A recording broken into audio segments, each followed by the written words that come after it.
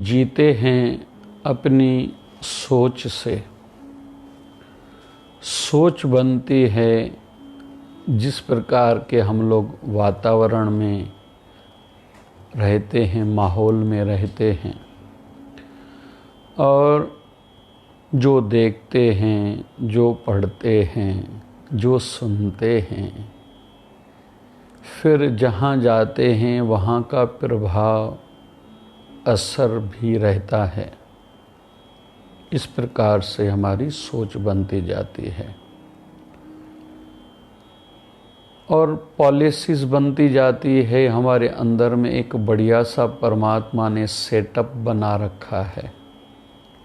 हम लोग उसी पर आधारित हैं, डिपेंड करते हैं निर्णय या फैसला लेने में कि इस प्रकार के इंसानों से मुझे रिश्ता रखना चाहिए या नहीं, दोस्ती रखनी चाहिए या नहीं, यहाँ मुझे दुकान खोलना चाहिए या नहीं, ये चीज़ मेरे लिए स्वास्थ्य की दृष्टि से, हेल्थ की दृष्टि से ठीक है या नहीं, आदि।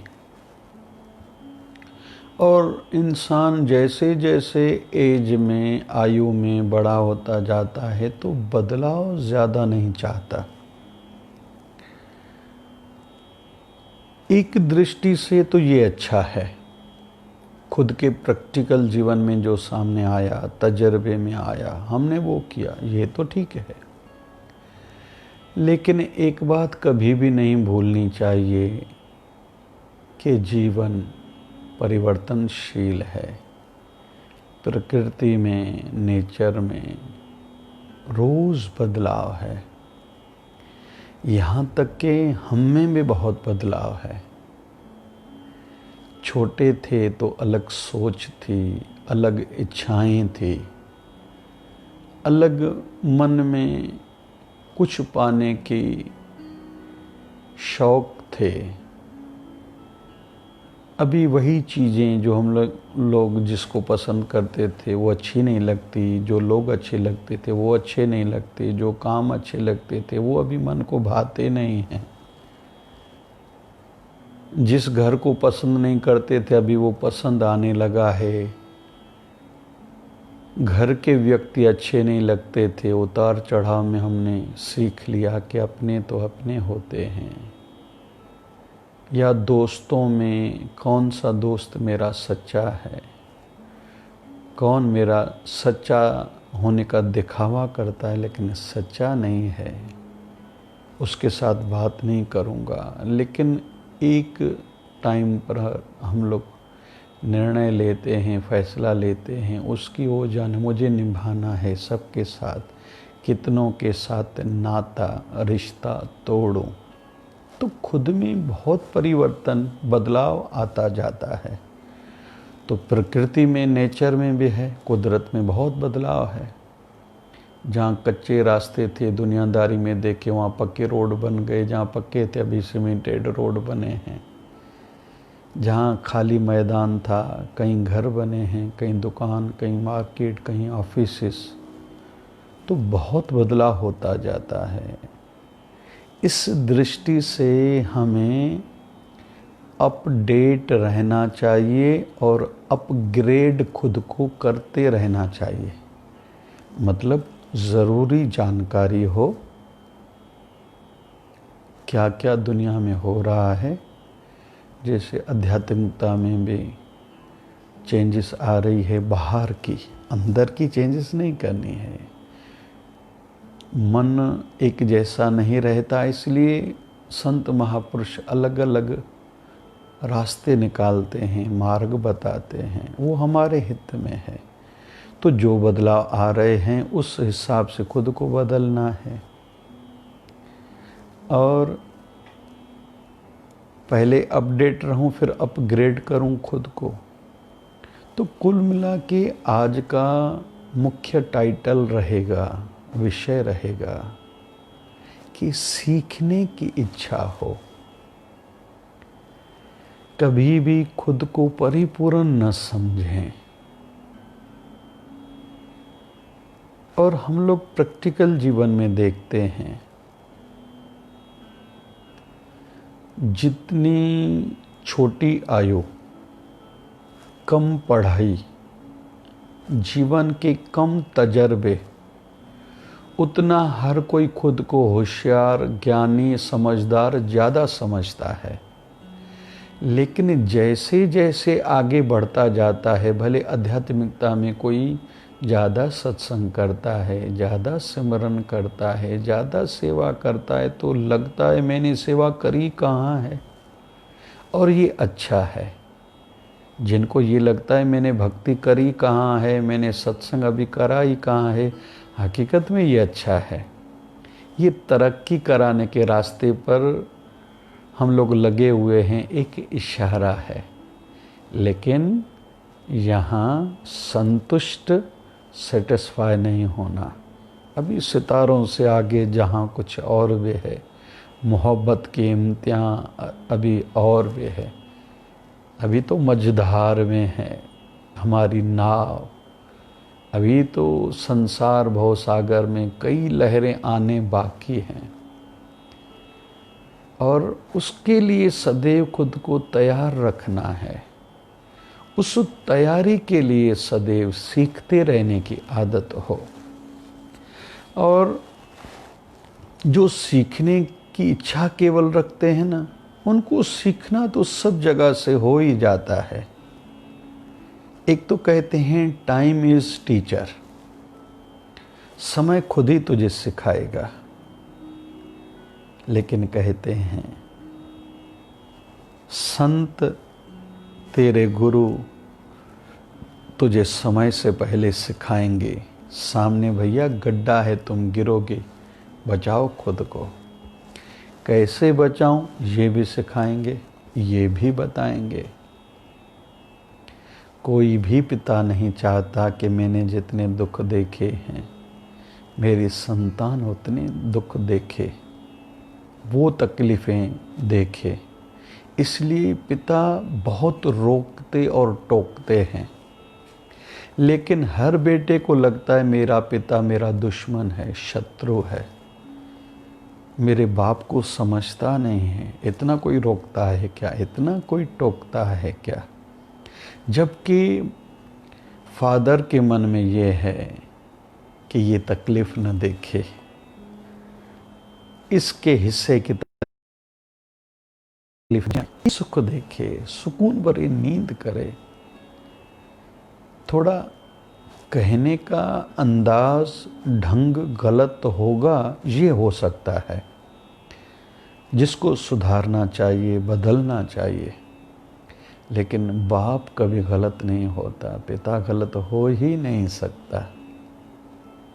वैसे ही माँ विशेष तौर पर बेटी के लिए उसको रोकती टोकती बहुत है। क्यों? क्योंकि दुनिया जालिम है, बहुत तकलीफ़ें देगी नहीं तो तुझे। अभी से बचाने की कोशिश करती है माँ। इसलिए कहती तू रोटी करना सीख, धीरे बोलना सीख, चिल्लाना छोड़ दे, गुस्सा भी छोड़ दे, जल्दी तू उठ।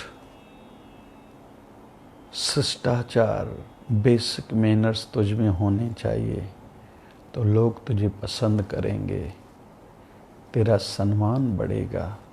मैं भली विवाह में तुझे दहेज बहुत दूंगी, लेकिन उसका तुम्हें लाभ थोड़ा मिलेगा।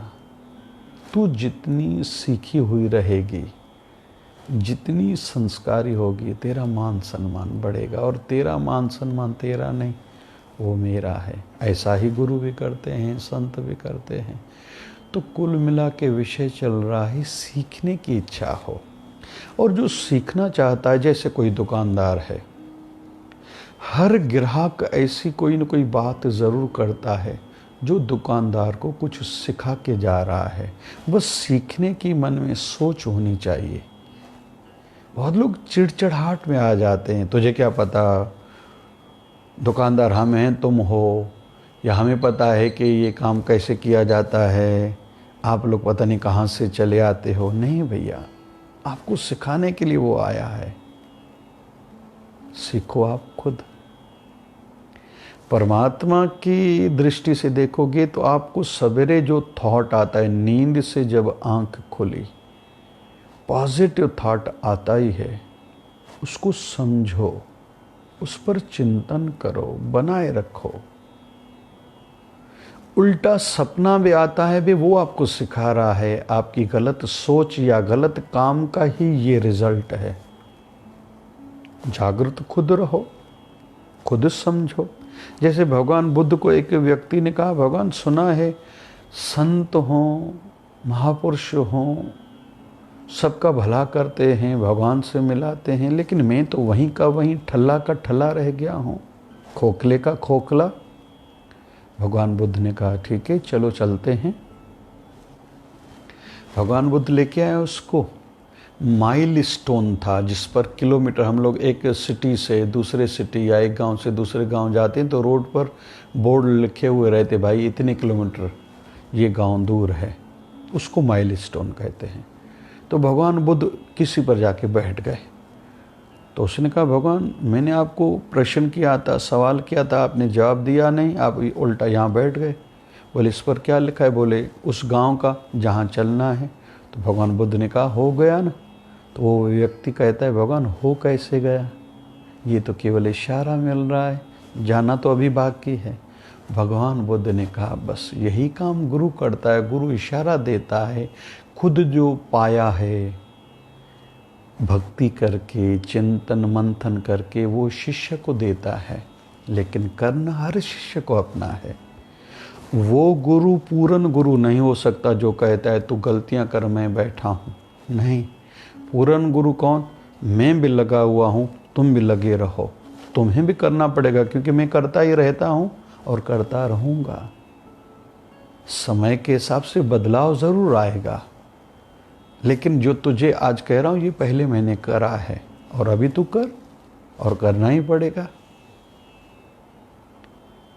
एक व्यक्ति आया एक संत के पास कि सुना है आप दीक्षा देते हो जिससे भगवान मिलते हैं, जल्दी दे दो क्योंकि मुझे दुकान पे देरी हो रही है।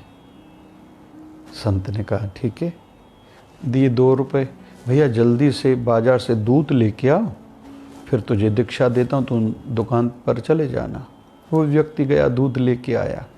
संत के पास जब पहुँचता तो एक गंदा सा एक बर्तन दिया, मैला था। बोले इसमें दूध डालो। बोले इसमें कैसे दूध डाला जा सकता है? बोले क्यों? बोले ये तो मैला है।